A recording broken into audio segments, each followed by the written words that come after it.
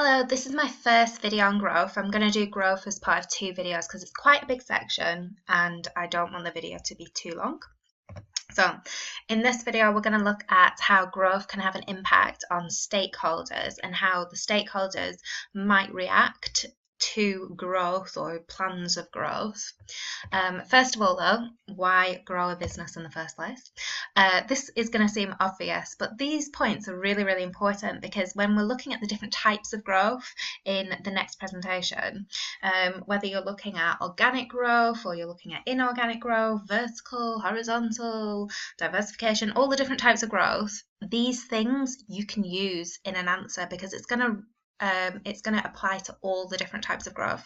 So I think students get too bogged down in, which type of growth is it, and then looking for very specific benefits of that type of growth, and that is great, but there's general benefits of growth that are going to be true of any method of growth. So hopefully you're going to increase revenue, and we're thinking about increasing profit. If we increase revenue, you might be able to increase market share. Remember, when we've got higher market share, you might be more trusted by customers because you're the biggest firm in the industry, or you're a bigger firm than other firms in the industry.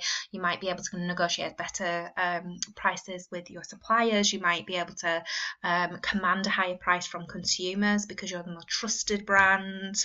You can get increased economies of scales because you're operating on a larger scale. So economies of scale are where we get increases in output, and this leads to lower average costs. And there are various reasons for this. Sometimes we've got lower interest rates from the bank, so these are called financial economies of scale, because banks are more willing to lend to larger businesses, so they give them lower interest rates, so that cuts the cost of loans and borrowing. You might be able to get greater negotiating power with suppliers as well. These are called purchasing economies of scale as well. So you get cheaper unit costs, better brand recognition as well from consumers. Maybe consumers are willing to pay a higher price for a better known brand.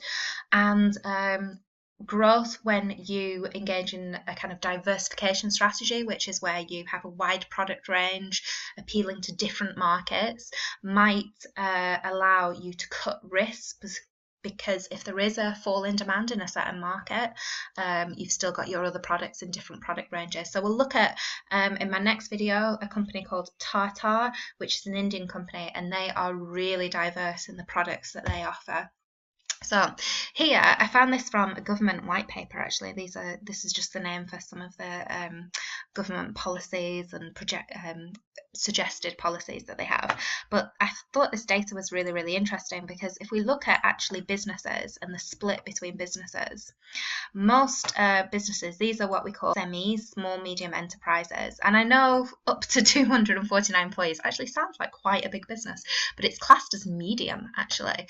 And we can see that the majority of these are in the thousands. There aren't just 7 large companies in the UK, but the majority of businesses are SMEs, small medium enterprises.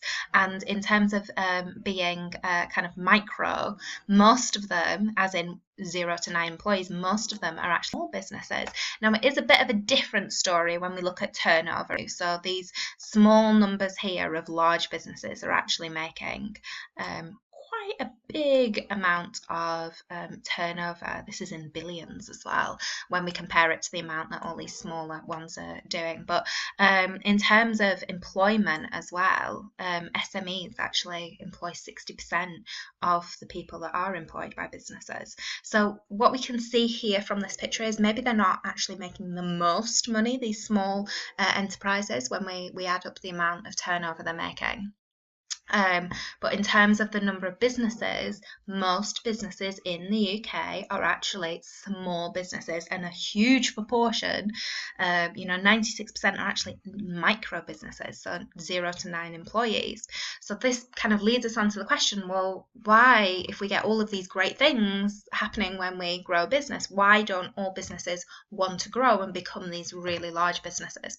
So why do we have a country made up of small, medium enterprises? So So a reason for not growing might be if you're the owner, you want to keep control, and you know that if you change into a different type of structure, you know, say a partnership, say an LTD or PLC, you're going to lose some of that control. You've got to consult with other people. You're going to have to share the profit. You might feel that you can't do the product, the service justice and provide it to the same type of quality that you can operating as a small enterprise. So a lot of people, this is a picture of somebody, I think they own a little florist, and a lot of people like that personal service and they feel that that's their unique selling point, and if they get bigger they're going to lose that. Lots of people as well, they like running a business, but they don't want to get too big because it's a lot of risk, it's a lot of stress. When you're employing lots of people are dependent on you for their salary, their wages, their livelihood. So that's a huge risk. And also, sometimes small businesses stay small because they're unable to borrow the money to be able to expand. So lots of small businesses through the recession had really difficult times getting banks to lend through what we call the credit crunch, because they were not so keen to lend. So although there are lots of benefits of being big, the majority of the businesses in the UK are actually small businesses. So here we go into this next section, this kind of funny section where we're looking at the impact on stakeholders, and we're also looking at how stakeholders might react to growth. So this is a bit of a recap from Unit 1, so watch the video on stakeholders from Unit 1 if you're not too sure who stakeholders are, but it's anyone with an interest in the business, and here's a diagram showing some of the various stakeholders that we have for all businesses or companies. So in terms of the owners, we've kind of gone through the benefits of growth, you know, high levels of sales, hopefully profit, problems, more stress, more responsibility, especially if you're employing more people as well. Okay, so I'm going to do that quickly, but here we go. Employees/managers, benefits for them. Well, more chance of promotion opportunities, greater job security. If the business is growing, it suggests that it's doing quite well as well. So that's that kind of greater job security. It's going to be more successful in the future. They're going to retain their job. You tend to get a bit worried about your job if it's a business that's losing money, that's not growing, that's not innovating. However, now this can occur, we get possible redundancy if there's duplication of jobs. So this occurs very often with inorganic growth, so external growth, when a company takes over another company. And if you have two accounting departments or marketing departments, or you work in that kind of thing like HR, marketing, accountancy, that can be very worrying for those people in those businesses, because a big business, they don't need two departments, they just need one. So it could be redundancies if you've got those duplication of jobs. So what would happen in that case? Well, probably those people would go to a trade union if they're part of a trade union, and they'd try and protect the jobs and minimise the changes. So here I have a newspaper article from 2014. It's the Kenco Coffee Factory, and they were planning a merger with another business, and this is the trade union talking about how they were really concerned about employees and redundancies and those things, and often the workers and the trade union may lobby the government and try and get the government involved, and try and if it's a big enough business, that is, try and get the government to put pressure on the business to secure jobs and ensure that there won't be huge redundancies. So that can be a bit worrying. Customers, benefits. I've put some question marks here because it's like it's not really certain what will happen. So possibly lower prices, you know, if the business gains from economies of scale, maybe they'll be a bit more efficient. Possibly better quality, you know, they're going to gain from sharing technology and those types of things, possibly. However, possibly, you know, if it's horizontal integration, if that's the form of growth, and if you don't understand these terms, horizontal integration, vertical integration, don't worry, it's going to come up in the next video. But possibly you could get higher prices and lower quality because you're actually, with horizontal integration, getting rid of competitors because you're buying out your competitors. So there might be less competition in that market. And sometimes consumer groups can get quite worried. So Cadbury's was taken over by Kraft a few years ago, and some people have said that they've ruined the cream egg and it's not made with dairy milk anymore. So that's an interesting article that you can read on the BBC website. But I think Kraft's response was like, we don't care.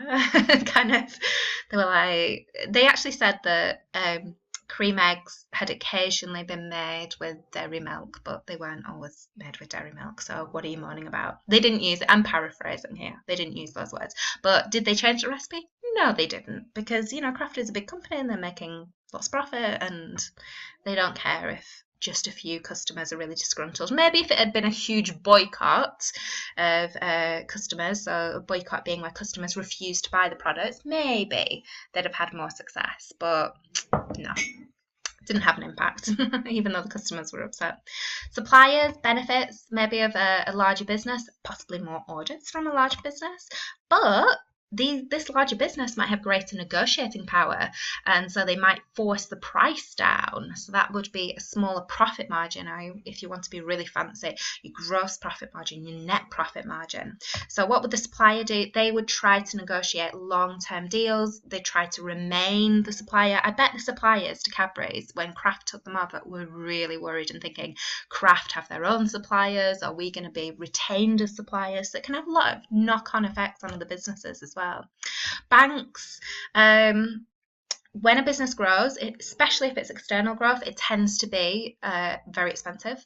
So there might be greater demand for loans. So that's what banks do. So that's good business for them. However, growth, especially inorganic or external growth, sometimes called, is quite risky. It doesn't always go well. So there is a greater risk when you've got a bigger business. So the banks might be more interested in looking at those accounts, those profit and loss, those cash flow, those balance sheet. Now they would have already been very interested in looking at the accounts, but they might be even more interested, and they might have special measures that they want them to carry out. So special requirements. So sometimes they can ask for like security, so they want a loan, a bit like a mortgage. If you don't pay your mortgage, your house gets taken off you. So they might want some kind of collateral, or the loan secured against something. The community, if there's growth in a company, there might be greater job opportunities.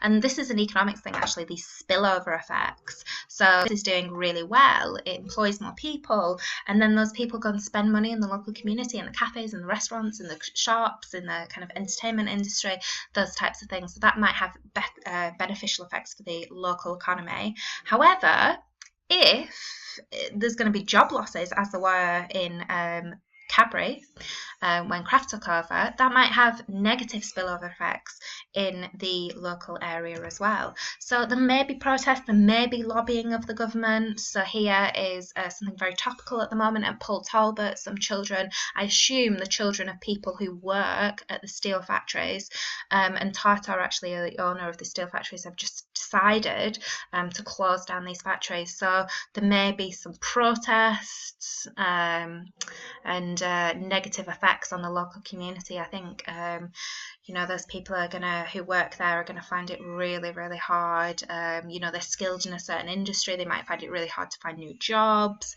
So there's going to be negative effects on the economy of Port Talbot. So it's a very sad situation for those people there.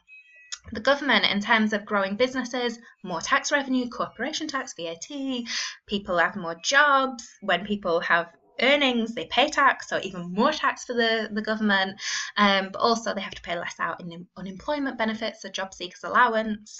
However, the government do get concerned when larger businesses emerge, especially when they can become what we call monopolies. So this is where they have a very large market share. So monopoly technically is when there's one firm in the industry, but monopoly can just mean that you have above a 25% market share. And this is when we think that maybe this business is going to exploit customers. So we have this government organisation called the Competition and Markets Authority. It used to be called the Competition Commission, in case you read that in the textbook, but it's actually now called the Competition and Markets Authority. and they can actually block growth and takeovers. So this was recently, this is from last week actually, and the EU, which I know it's not the UK government, but for now we're in the EU as I speak. So the EU blocked Three's takeover of Two because they said it would reduce consumer choice and possibly raise prices. So bad news for customers. So governments can be quite actually influential in terms of the businesses. Some of the stakeholders are all going to be affected, but unfortunately some of them are just not that powerful enough to be able to have an effect on the business.